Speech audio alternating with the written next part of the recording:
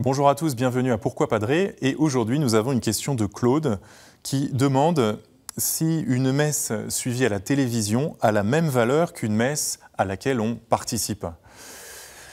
Il est clair que ce sont deux actes différents, puisque suivre une messe à la télévision, par définition, nous prive de recevoir la communion elle-même, nous prive aussi de ce lien avec les autres qui se trouvent à côté de nous.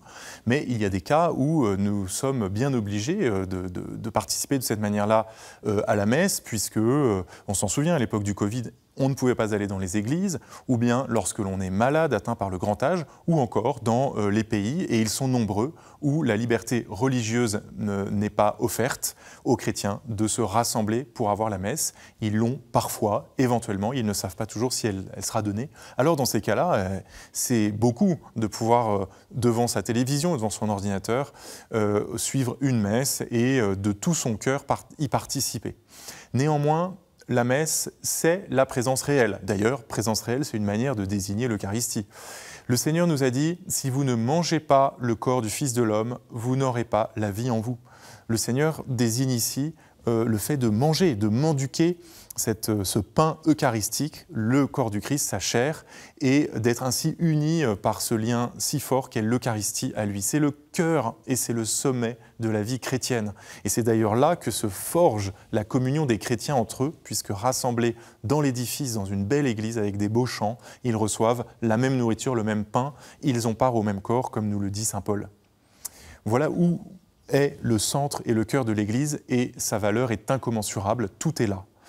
Mais cette communion de ceux qui se trouvent à distance, qu'on appelle la communion de désir, a aussi sa valeur et peut même être une présence du Christ à ceux qui, ainsi empêchés d'aller dans l'Église, offrent la souffrance de leur maladie ou bien la souffrance de leur manque de liberté, et par leur désir précisément de recevoir Jésus, eh bien, vont le recevoir d'une manière mystérieuse et spirituelle. Et à ce moment-là, oui, ils participent vraiment à l'Église et au don de soi que Jésus, de don de son corps que Jésus fait à l'Église, mais ils y participent par ce désir qui est un désir de présence réelle. Vous voyez, c'est dans ce désir-là que se situe la rencontre avec le Christ et dans l'offrande des souffrances, de ne pas pouvoir participer à la vie de l'Église. Cela peut donner lieu à une vie chrétienne extrêmement riche. Et quand on a la possibilité, bien sûr, on peut communier par la visite d'un prêtre ou d'un bénévole d'aumônerie qui apportera la communion, comme ça se fait dans les hôpitaux, ou bien à la maison pour les personnes empêchées de se déplacer.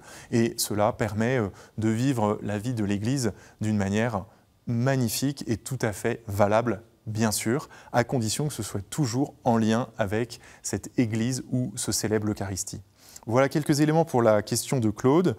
Vous pouvez envoyer vos questions à pourquoipadré@ktotv.com ou sur les réseaux sociaux avec le hashtag pourquoipadré. Vous pouvez retrouver toutes nos vidéos sur ktotv.com. Au revoir.